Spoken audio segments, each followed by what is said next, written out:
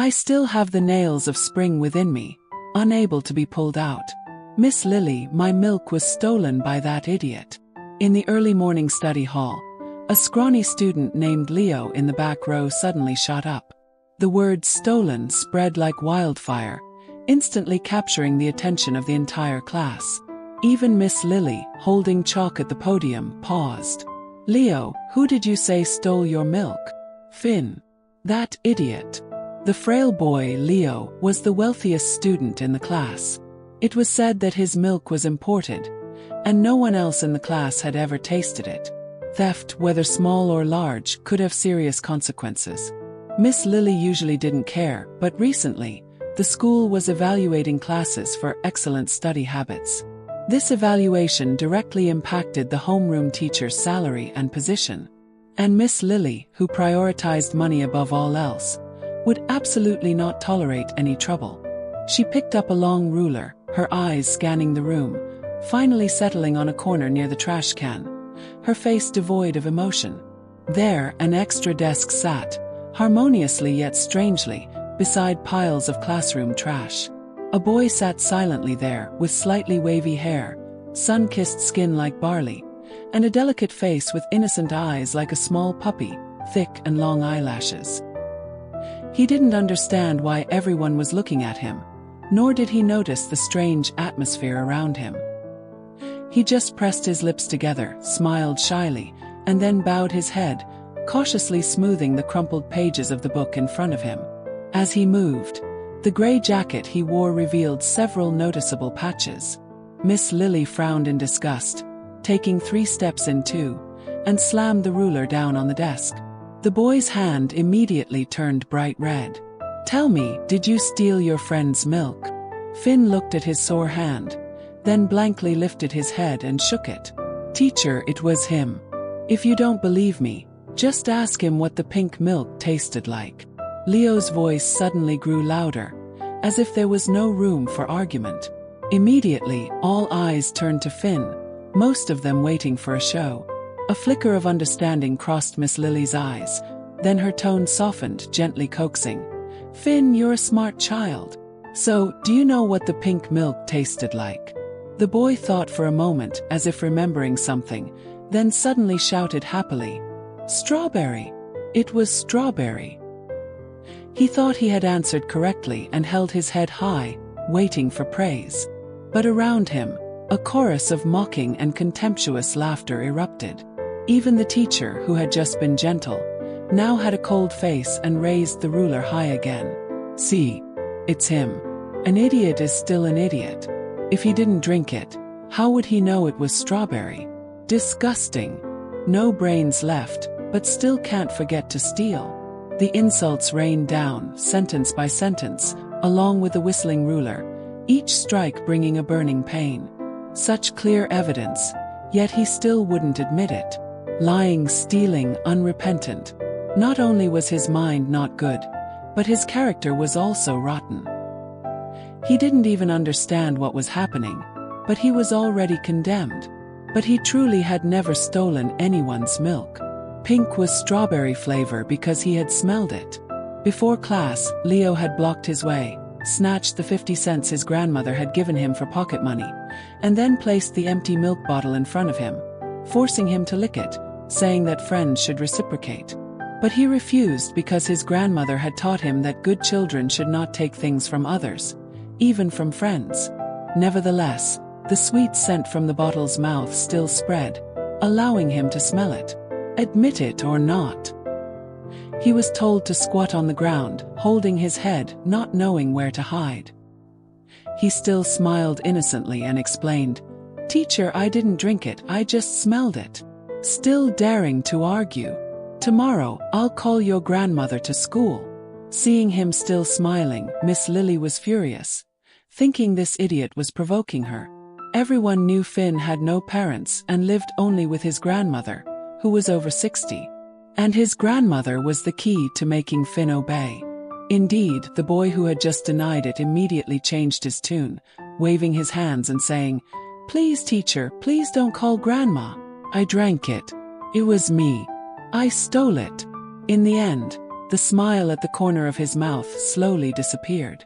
Having obtained the confession she wanted, Miss Lily gasped and stopped, wiped the sweat from her face, and told Finn to go outside the classroom and sit in repentance. Finn obeyed. Miss Lily was proud that in her decades as a homeroom teacher, she knew how to teach students. Stealing was something she couldn't control, but making students admit their wrongdoings and accept punishment showed her personal charisma and fair and upright attitude. And that helped her win the Excellent Award. Students who don't study well can learn, but those with bad character are trash. I hope you remember this today. Miss Lily will absolutely not tolerate such disgusting behavior. My class 8/3 must win the title of model class. The sharp female voice in the classroom echoed disjointedly, as if covered by an invisible membrane. Finn tried to listen but couldn't hear anything clearly. The sun slowly reached its zenith, half of its light blocked by the eaves, the other half shining down on his head warm. He blinked, his wet eyelashes quickly drying in the wind. Under the triangular shadow, a colony of ants moving house caught Finn's eye. He watched for a long time, then gently curved his lips, his eyes also curving.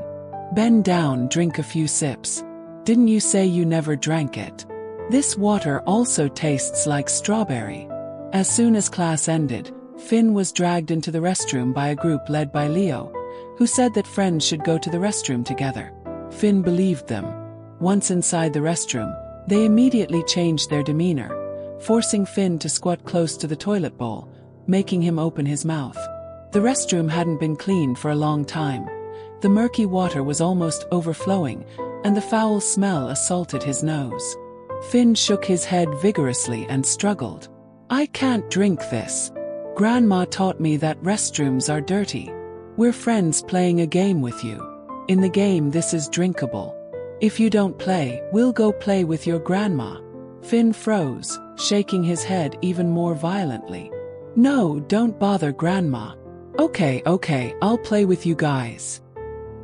His neck was forced hard onto the floor. His hands pulled taut to either side. His knees kneeling on the wet, dirty tile floor. His face got closer and closer to the toilet bowl, and the pungent smell seeped into his eyes, nose, ears, and finally filled his mouth. The teenagers covered their noses, both disgusted and laughing hysterically, forcing him to comply. A shoe stepped on his throat, and a rusty dustpan scooped out fecal water like a pump. He was forced to gulp down the foul liquid, some sips overflowing from the corners of his mouth. Finally, he choked and coughed until his insides ached, his face turning red all the way to his neck as if he couldn't breathe. The others looked at each other, then let go, leaving him to fall onto the slippery tiled floor and quickly running away. After a while, the dirty boy slowly crawled up, staggering to the sink, dry heaving in waves, almost vomiting green bile. He silently turned on the faucet, rinsing himself and gargling for a long time. When his whole body was soaked and the dripping water was clear, his stomach full, he slowly smiled. I've washed myself clean. Perhaps no one would believe it. In truth, Finn was a very clean child. His favorite thing was to take his wooden basin to the stream after school every day, scrubbing the clothes he and his grandmother had worn the day before with soap until they were fragrant and clean. Each time he slammed them into the water, the strong current would wash away footprints, dirt, and ink stains on the clothes, cleaning away all traces of yesterday. That was a private secret between Finn and the small stream, one even his grandmother didn't know. When he stood up, he grabbed the two ends of his shirt and shook them vigorously. The more he shook, the lighter they felt, and the straighter his back became. When not a single drop of water was left, Finn carried the basin and skipped home, light as a butterfly. That was how he said goodbye to the past. Coming out of the restroom, Finn saw his seat surrounded by a group of people. It's my turn. It's my turn. Let me stomp on it. Ha ha ha, so fun. On the floor was his faded denim school bag. Its contents had been ransacked, books and notebooks scattered everywhere. The rice balls wrapped in gauze and boiled eggs were kicked back and forth like soccer balls between their feet. The gauze came undone, the eggshells shattered, and then the group scrambled to stomp on them, stomping and howling like a pack of wild monkeys. When the food under their feet was so mashed that they lost interest, they finally noticed Finn standing silently nearby. They waved and whistled mockingly, as if calling a dog. "Hey, idiot, we've cooked your rice. Come and eat it." "Gross. Can he even eat that? He can drink pee just fine, why wouldn't he eat this? Ha ha ha." Under their watchful eyes, the boy half knelt on the ground, carefully picking up the egg fragments and rice grains, wrapping them in the piece of gauze that had fallen beside him, not missing a single grain. The egg whites were covered in dirt, shapeless. The yolks were mushy like sauce, and the rice balls were flattened like pancakes, a mixture of yellow and white, interspersed with many broken eggshell pieces. What outsiders saw as disgusting trash, in his eyes was a precious, incredibly delicious treasure. He meticulously removed the eggshells, then crushed the rest through the gauze into a round ball. Looking at it for a long time, he quietly exclaimed in surprise, "It's turned into an egg rice ball." Then he took a big bite, as sweet as he had hoped. Today, his grandmother had again made the filling with white sugar for his rice ball.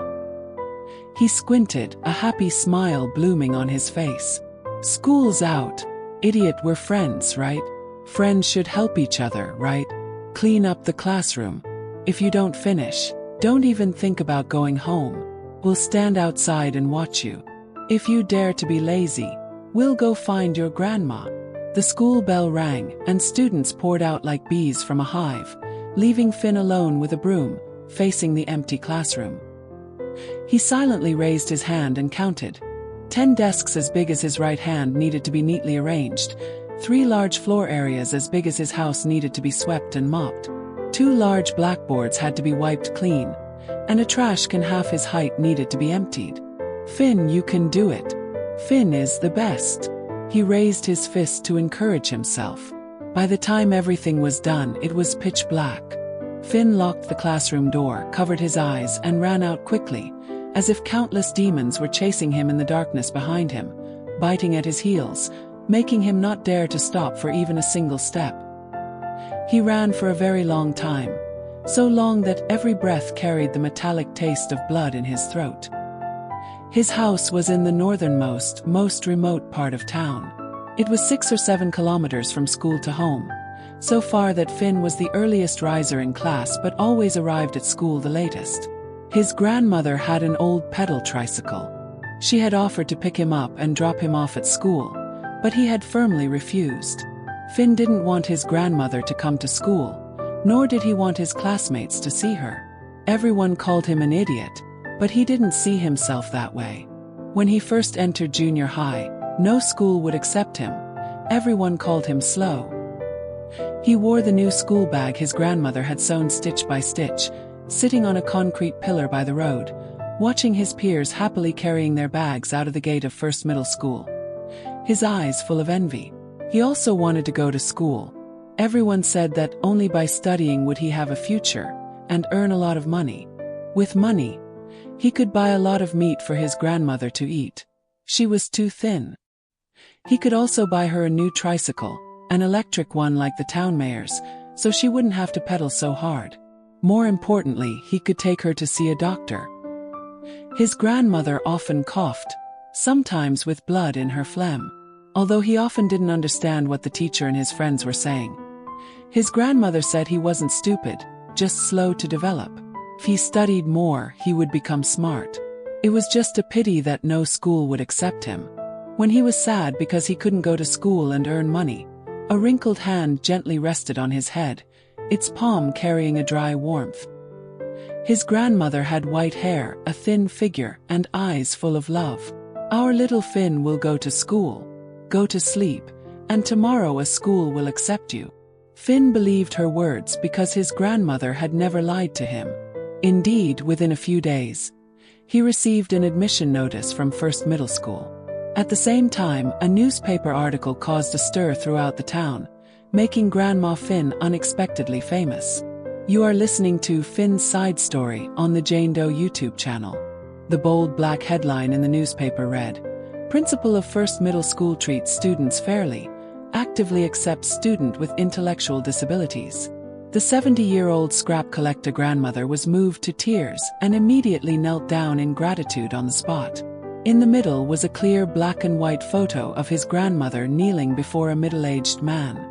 At first, Finn didn't understand what was happening, only wondering why his grandmother had clearly taught him that his knees held gold, and self-respect was more precious than gold, and he should not casually kneel. Later, he discovered that his grandmother's knees were bruised, and even her forehead was red and swollen. To cooperate in taking the best promotional photo for the principal of First Middle School, Grandma Finn had knelt for over 2 hours, bowing her head countless times, finally earning Finn the opportunity to go to school. Even now, she still thought she owed the principal a great debt, but she didn't know that thanks to that photo and article, First Middle School's annual funding had doubled. And Finn didn't know that either. He only heard the neighbors scold his grandmother, an old woman who had no shame for an unknown, abandoned child. He also heard friends like Leo mock, "That old woman's trash cart can be tipped over with one kick, it's so much fun to play with." He only knew that his grandmother had been bullied when she came to school. Although she didn't say anything to him, her eyes were red for several days. That made him determined never to let his grandmother near the school again. When Finn arrived home, the moon was high. Before the small house, a warm yellow light shone, clearly illuminating the path from afar. Seeing the figure standing leaning against the eaves, occasionally looking out expectantly, Finn waved and shouted, "Grandma, I'm home." All right, let's eat." There was only simple sweet potato porridge with pickled radishes. The two of them sat at the small wooden table, eating heartily. "Little Finn, how was school today?" Finn paused with his chopsticks, his eyelashes trembling slightly. Then he looked up and smiled brightly. "Grandma, it was great. Today I even learned that pink is strawberry flavor." That's good," his grandmother nodded contentedly. While washing dishes, Finn's eyes caught sight of a straw basket in the cupboard, inside which was a perfectly round egg. He exclaimed in surprise, "Grandma, did Fluffy lay 3 eggs today?" His grandmother raised 2 chickens, a rooster named Blackie and a hen named Fluffy, which Finn had named. To ensure Finn had enough nutrition, his grandmother boiled an egg for him every day. At first, seeing his grandmother not eat, Finn firmly refused to eat alone, insisting on sharing half with her. Free-range chicken eggs were small to begin with, not even enough for one person. How could his grandmother bear to take that meager nutrition? So she lied to him. "Fluffy lays 2 eggs every day, okay? One in the morning for little Finn to eat, and one in the afternoon for Grandma to eat." Finn innocently believed her, letting go of his school bag strap for his grandmother to put the only egg inside. But the truth was, Fluffy only laid 1 egg a day, and that egg was for Finn. Today was a surprise. Fluffy rarely laid 2 eggs. His grandmother planned to save them to boil 2 eggs for little Finn tomorrow morning. Hearing Finn's call, his grandmother, who was making rice balls, replied, "That's right, Fluffy was very good today, she laid 3 eggs. Little Finn will take 2 eggs to school tomorrow, okay?" The smile on Finn's face gradually faded. He quietly picked up the laundry basin and ran out the door. He didn't stop until he was out of his grandmother's sight by the stream. The surroundings were quiet, not a soul in sight. He then burst into sobs, tears streaming down his face. There was nothing, absolutely nothing. He had searched both the trash can and the vegetable garden, but found no eggshells. If his grandmother had truly eaten, she would certainly not have thrown the eggshells anywhere else but those 2 places. People called him an idiot, but at this moment he was smarter than anyone. When he ate eggs every day, his grandmother had never eaten a single one. The bright moonlight shone down on the river, reflecting Finn's swollen red eyes. He wiped his tears, took out the soap, and began to wash clothes. He wanted to wash his grandmother's clothes to be the cleanest and most fragrant in town. The ground by the stream was damp, an ideal place for earthworms to live. After washing, Finn took out a plastic bottle from his bag, and in a short while, He had dug up half a bottle of fat earthworms. He hopped, carrying the full laundry basin and the bottle of worms like a victorious general, happily running home. That night, when his grandmother was fast asleep, Finn tiptoed out of bed, secretly opening the door and slipping outside. He picked up the bottle of worms from the corner of the wall and quietly went into the chicken coop. Blackie was sleeping soundly on a perch, and Fluffy was dozing in her nest. Finn gently nudged Fluffy's head, waking her up. The hen blinked her tiny eyes, her face bewildered. Finn put his index finger to his lips, signaling her not to make a sound. Seeing her obedient, Finn opened the plastic bottle and poured out the worms, patting her flat belly and whispered, "Fluffy, eat a lot, okay? From now on you have to lay 2 eggs every day, 3 is fine too."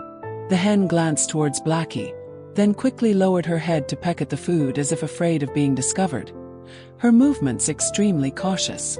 In the pitch-black night sky, stars twinkled like diamonds. The darker the sky, the brighter the stars. The earth was asleep, and a gentle breeze rustled the leaves. One person and one chicken under the starry sky together lit up a longing for dawn. It was still dark when Finn put on his school bag and set off. Grandma Finn also began riding her tricycle everywhere, looking for scrap metal to sell for money. After the first class, Miss Lily instructed students to carry in a large styrofoam box. Inside were breakfasts ordered by 48 students in the class from her. $3 a serving, she profited half, but she was still not satisfied because 2 students hadn't ordered. When there are 50 people and 2 of you don't know how to socialize, everyone else buys and you 2 don't buy. Are you waiting for people to pity and give you charity? Of the 2, one was Finn, and the other was Clara, who had just taken a week off to recover from injuries due to parental abuse. The small, thin girl with pale skin and long hair covering almost half her face, bowed her head and whispered, "I'm sorry, teacher, my father doesn't have money to buy me breakfast. I already ate at home." Miss Lily was speechless. Although it happened every day, she still didn't know what to say. At this moment, Finn raised his hand and mimicked her, saying clearly, "I'm sorry, teacher, I don't have money to buy breakfast. My grandma already made breakfast for me." Clara glanced at him, then lowered her head again. His words were too honest, like cotton, making the teacher unable to get angry. She angrily sent both of them out to stand in the hallway. They were only allowed back in after the whole class had finished eating. Finn and Clara stood in the hallway. Seeing her lean against the wall, he also quietly leaned against it. The morning sun shone through the corner of the wall, enveloping them both in a cool shadow. Finn curiously looked at the girl next to him. He had never seen her in class before. She had only been in school for over a week, and due to her unhealed injuries, Clara had to take continuous leave. Only today were her bruises almost gone. Finn had never met her, but she had heard about him. Because of that year's newspaper article, she felt his gaze on her and instinctively turned around, meeting his clear, innocent, and unusually bright eyes. She said nothing, just silently looked at him, until he suddenly smiled, 2 uneven dimples appearing at the corners of his mouth. A sentence someone had once said suddenly popped into her head. That idiot smiles at people every day, not understanding what's so happy, but at least he can still smile, which means life hasn't reached a desperate dead end. So she also gently curved the corners of her mouth. That surprised Finn greatly. He blinked several times innocently. No one had ever smiled at him like that before. From that day on, he began to pay attention to this new classmate. Gradually, he realized that a group of girls in the class loved to play with her, just like Leo's group played with him. They tore up her homework, put glue on her chair, pulled her shirt strings, and laughed while saying things he didn't understand but made her just bow her head. Sometimes they met in the corner of the hallway near the restroom, like now. He was pushed into the boys' restroom, while she entered the girls' side with red eyes, her shirt front stained with red ink. As the 2 passed each other, Finn unexpectedly pulled out a clean tissue from his pocket and put it in Clara's hand. He smiled and made a gesture to wipe her shirt, but before he could finish, he was pulled inside. Clara froze, standing in place, looking towards the boys' restroom, her hand clutching the tissue, wondering what she was thinking. Suddenly, she cupped her hands around her mouth and shouted loudly down the hallway, "The principal's here! The principal's here! The principal's here!" The principal of First Middle School was very concerned about his image, so shouting this was even more effective than calling a teacher. Leo's group scrambled out of the restroom, not even looking back, disappearing without a trace. For the first time, Finn walked out of the restroom clean and dry. The two looked at each other from afar. He gave a bright smile, even more radiant than the sun overhead. Gradually, Finn realized that his new friend was completely different from everyone else. She didn't mock him, didn't push him, didn't steal his pocket money, didn't throw his books, and certainly didn't kick his breakfast like a soccer ball. When he was dragged into the restroom, she would wait outside the door and then give him a clean tissue. When he was brushing off footprints on his body, she would point out the unclean spots and help him brush them off. When he was cleaning the classroom alone, she quietly took the broom, waved him to go home first, telling him not to worry his grandmother. She was the smartest child he had ever met. She seemed to always know what he was thinking. Only she called him Finn, not idiot. For the first time he had a real name at school. He didn't know the definition of a friend. If Leo was a friend, then Clara was his best friend. No one in class treated him better than her. He really wanted to share that, so he brought her a delicious rice ball that he had thought of. His grandmother asked him who he was bringing it for. He said it was for his best friend, Clara. So his grandmother, who was always frugal, added 2 full spoonfuls of white sugar as filling. At first, he even planned to bring chicken eggs, but now was the best time to hatch chicks, so he didn't eat eggs anymore. The 2 eggs Fluffy laid every day were saved for hatching. His grandmother said that in the spring there would be countless eggs to eat, and then he could share the best eggs with his best friend. His only daily snack was a cheap, 10-cent flour sausage. Before, he was afraid it would be snatched away, so he ate it right outside the school gate. Now, he hid it in his book, waiting for recess to share it in half with Clara. Others called him dirty, but every day he went home and washed himself clean. When giving food to Clara, he cautiously said, "Don't think I'm dirty, this is very clean." Seeing her accept it naturally, he breathed a slight sigh of relief. He knew his good friend was truly different. 2 children who couldn't even protect themselves gradually found each other. They grew closer and closer, and that made the others in class find new fun. They called Finn Idiot, and Clara Idiot Girl. As soon as they saw the 2 walking close together, they would shout, "The 2 idiots are in love." They would tear up their homework, throwing it into the air like fireworks, saying they were having a wedding for them. One person after another even competed to make them call each other Mom and Dad. On Clara's back, papers were often pasted with "Idiot's Wife." Lewd love letters impersonating her were passed around the class. Finn didn't fully understand, but he knew the word wife was not like best friend. He kept explaining to everyone that it wasn't like that, but the more he explained, the more he was mocked. People laughed that even an idiot knew how to protect his wife. Such days continued until the 2nd semester of 8th grade. Miss Lily was transferred elsewhere, and the new homeroom teacher was a young teacher named Miss Lee, rumored to have come from a big city to support teaching. In her first class, she strictly announced a ban on all forms of school bullying. Any student with difficulties could come to her for help. Under Miss Lee's strict management, Leo's group restrained themselves a lot. Finn and Clara even applied for and received support for students from difficult circumstances. For the first time, they could comfortably eat sausages in class. For the first time, they ate perfectly round, white rice balls together. Clara was no longer subjected to lewd jokes. Finn no longer came home covered in injuries. Both were very happy. To celebrate, Finn decided to bring his good friend 2 sausages the next day. Afraid of forgetting before going to sleep, he held his grandmother's hand and repeated many times, asking her to remind him to bring 2 sausages. That night, Finn dreamed and smiled broadly, making his grandmother shake her head and smile helplessly. Everyone thought tomorrow would be a good day. Finn thought so too. Until the next morning, as he was carrying 2 sausages and a carefully wrapped rice ball across the street, a large truck sped, ignored a red light, and zoomed past the pedestrian crossing. Finn's small body was instantly sucked under the truck. Intense pain shot up from his right leg, and fresh blood stained the ground red. He tried to endure the pain and crawl out from under the truck. Unexpectedly, the driver, hearing the sound, panicked for a moment, then suddenly calmed down, as if he hadn't heard anything. He stomped on the gas, driving the truck back and forth over the road until he heard no more sounds, then sped away. Better to hit and kill than to hit and cripple. That was a saying circulated among long-haul truck drivers, symbolizing how profit had completely crushed humanity. Some drivers disagreed, but many considered it a professional principle.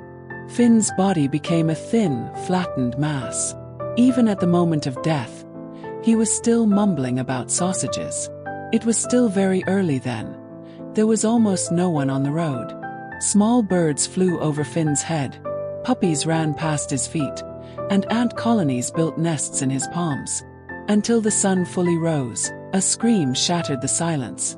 Someone discovered Finn lying motionless on the ground. At that time, Clara was carrying 2 balloons, walking towards the classroom. Grandma Finn was taking care of the newly hatched chicks, all 20 of them. Both were waiting to share their joy with Finn, never imagining that they would never wait again.